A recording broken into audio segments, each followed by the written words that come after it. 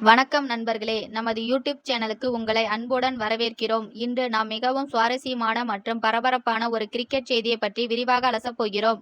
வரவிருக்கும் 2026ஆம் ஆண்டு ஜூலை மாதம் ஜிம்பாப்வே நாட்டிற்கு சுற்றுப்பயணம் மேற்கொள்ளும் இந்திய அணி அங்கு 3 போட்டிகள் கொண்ட டி20 தொடரில் விளையாட உள்ளது. இந்த தொடருக்கான 15 பேர் கொண்ட இந்திய அணி இந்திய கிரிக்கெட் கட்டுப்பாட்டு வாரியம் சமீபத்தில் அறிவித்துள்ளது. ஜூலை 23, 25 மற்றும் 26 தேதிகளில் அரேரே ஸ்போர்ட்ஸ் கிளப் மைதானத்தில் இந்த போட்டிகள் நடைபெற உள்ளன. இந்த அணி அறிவிப்புக்கு கிரிக்கெட் வட்டாரத்தில் பெரும் விவாதத்தை ஏற்படுத்தியுள்ளது.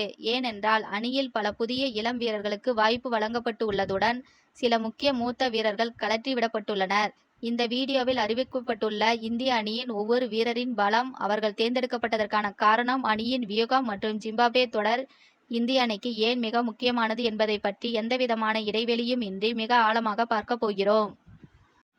இந்த அணி அறிவிப்பில் ரசிகர்களுக்கு மிகப்பெரிய அதிர்ச்சியாக அமைந்தது விக்கெட் கீப்பர் மற்றும் பேட்ஸ்மேன்களான சஞ்சு சாம்சனின் நீக்கம்தான். 2026 டி20 உலகக்கோப்பையை இந்திய அணிக்கு வென்றதில் சஞ்சு சாம்சனுக்கு மிகப்பெரிய பங்கு இருந்தது. அந்த உலகக்கோப்பையில் அவர் தொடர்நாயகன் விருதையும் பெற்றிருந்தார். அப்படிப்பட்ட ஒரு சாம்பியன் வீரர் ஏன் ஜிம்பாப்வே தொடருக்கான அணியிலிருந்து இடம்பெறவில்லை என்ற கேள்வி அனைவர் மனதிலும் எழுந்துள்ளது. இதற்கான முக்கிய காரணம் அவரது சமீபத்திய ஃபார்ம் தான். உலகக்கோப்பைக்கு பிறகு அயர்லாந்து அணிக்கு எதிரான தொடரிலும் அதனைத் தொடர்ந்து இங்கிலாந்து அணிக்கு எதிரான முதல் டி20 போட்டியிலும் அவர் பெரிய அளவில் ரன்களை குவிக்க தவறிவிட்டார். குறிப்பாக இங்கிலாந்துக்கு எதிரான முதல் போட்டியில் 7 பந்துகளை சந்தித்து வெறும் 1 ரன் மட்டும் எடுத்து ஆட்டமிழந்தார். தேர்வுக்குழு தலைவர் அஜித் அகர்கர் தலைமையிலான குழு சஞ்சு சாம்சனுக்கு ஓய்வு அளித்துவிட்டு எதிர்கால தொடர்களுக்கான புதிய விக்கெட் கீப்பர்களை சோதித்து பார்க்க முடிவெடுத்துள்ளது. இது சாம்சனின் ரசிகருக்கு சற்று ஏமாற்றத்தை அளித்தாலும் இந்திய அணியின் நீண்டகால திட்டத்தின் ஒரு பகுதியாகவே இது பார்க்கப்படுகிறது. இந்த ஜிம்பாப்வே தொடருக்கு இந்திய அணியின் கேப்டனாக ஸ்ரேயஸ் ஐயர் நியமிக்கப்பட்டுள்ளார். ஸ்ரேயஸ் ஐயரை பொறுத்தவரை IPL தொடரில் கொல்கத்தா நைட் ரைடர்ஸ் அணியை மிக சிறப்பாக வழிநடத்தி கோப்பையை வென்று கொடுத்த அனுபவம் அவருக்கு உண்டு. ஒரு கேப்டனாக களத்தில் வீரர்களை எப்படி கையாள்வது, இக்கட்டான சூழ்நிலைகளில் எப்படி பொறுமையாக செயல்படுவது என்பது அவருக்கு நன்றாக தெரியும். மிடில் ஆர்டரில் இந்திய அணியின் பேட்டிங்கை நிலைநிறுத்தும் முக்கிய பொறுப்பும் அவரிடம் உண்டு. அவருக்கு உறுதுணையாக துணை கேப்டன் இளம் வீரர் திலக் வர்மா நியமிக்கப்பட்டுள்ளார். திலக் வர்மா கடந்த சில ஆண்டுகளாகவே டி20 கிரிக்கெட்டில் மிக சிறப்பான ஆட்டத்தை வெளிப்படுத்தி வருகிறார். மும்பை இந்தியன்ஸ் அணிக்காக அவர் விளையாடிய விதமும் இந்திய அணியில் கிடைத்த வாய்ப்புகளை அவர் பயன்படுத்தி கொண்ட விதமும் தேர்வாளர்களை வெகுவாக கவர்ந்துள்ளது. இடது கை பேட்ஸ்மேன்களான இவர் அணியின் பேட்டிங் வரிசைக்கு ஒரு சிறந்த சமநிலையை ஏற்படுத்தியார் என்பதில் எவ்வித சந்தேகமும் இல்லை. இந்த அணியில் நாம் முக்கியமாக கவனிக்க வேண்டிய மற்றொரு வீரர் 15 வயதே ஆன வைபவ் சூரியவன்சி. இங்கிலாந்து தொடரின் மூலம் சர்வதேச கிரிக்கெட்டில் அறிமுகமான இவர் மிக இளம் வயதில் இந்திய அணிக்காக விளையாடிய வீரர் என்ற வரலாற்று சாதனையை படைத்தார். ஒரு இளம் வீரராக இருந்தாலும் அவருடைய ஷாட் தேர்வுகள் மற்றும் பந்துவீச்சாளர்களை அவர் எதிர்கொள்ளும் விதம் ஆகியவை பல முன்னாள் ஜாம்பவான்களை ஆச்சரியத்தில் ஆழ்த்தியுள்ளது. ஜிம்பாப்வே போன்ற ஆடுகளங்களில் அங்குள்ள சூழ்நிலைகளை அவர் எப்படி சமாளித்து விளையாடப் போகிறார் என்பதை பார்ப்பது மிகவும் சுவாரஸ்யமாக இருக்கும். இந்திய அணி நிர்வாகம் அவர் மீது பெரிய நம்பிக்கை வைத்து தொடர்ந்து வாய்ப்புகளை வழங்கி வருகிறது.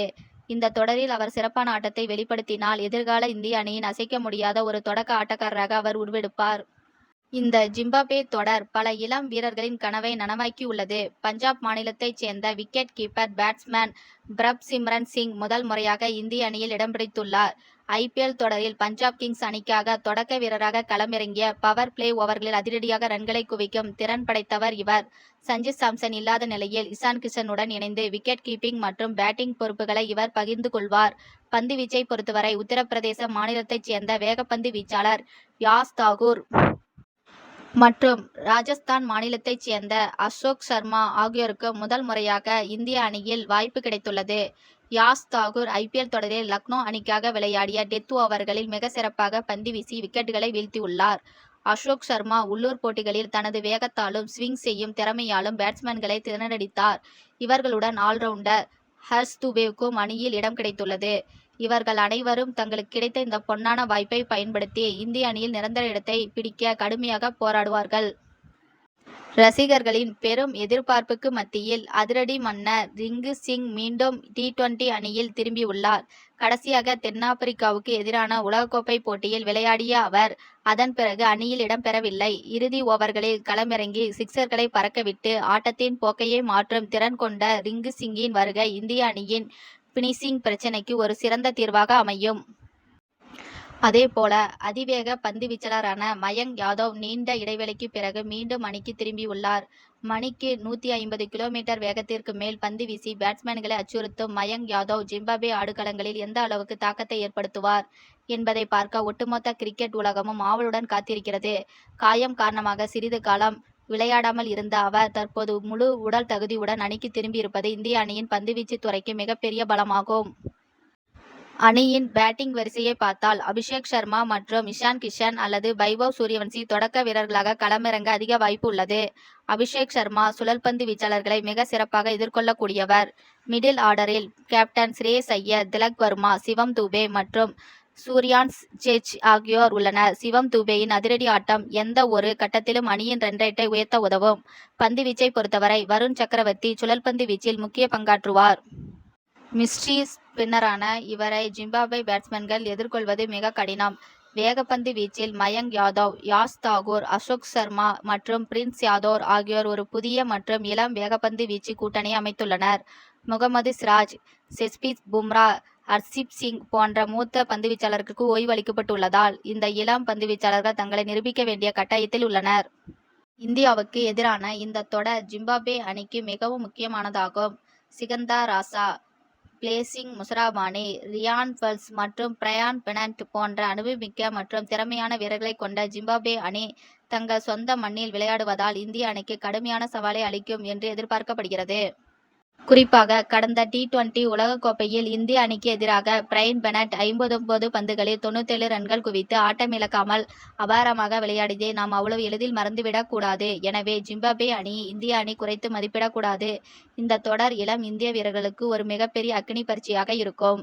மொத்தத்தில் 2026ஆம் ஆண்டுக்கான இந்திய அணியின் ஜிம்பாப்வே சுற்றுப்பயணம் என்பது வெறும் ஒரு கிரிக்கெட் தொடர் மட்டுமல்ல, இது ஒரு இந்திய கிரிக்கெட்டின் எதிர்காலத்தை தீர்மானிக்கும் ஒரு முக்கியமான தொடராகும். புதிய திறமைகளை கண்டறியவும் அடுத்த T20 உலகக்கோப்பைக்கான அணியை கட்டமைக்கவும் இந்த தொடர் பிசிசிக்கு மிக உதவியாக இருக்கும். ஸ்ரேயஸ் ஐயர் தலைமையிலான இந்த இளம் படை ஹரேரேயில் வெற்றி கொடியை நாட்டுமா என்பதை நாம் பொறுத்திருந்துதான் பார்க்க வேண்டும். இந்த வீடியோவில் வழங்கப்பட்ட தகவல்கள் உங்களுக்கு மிகவும் பயனுள்ளதாக இருக்கும் என்று நம்புகிறோம். இந்திய அணியின் இந்த தேர்வு குறித்து நீங்கள் என்ன நினைக்கிறீர்கள்?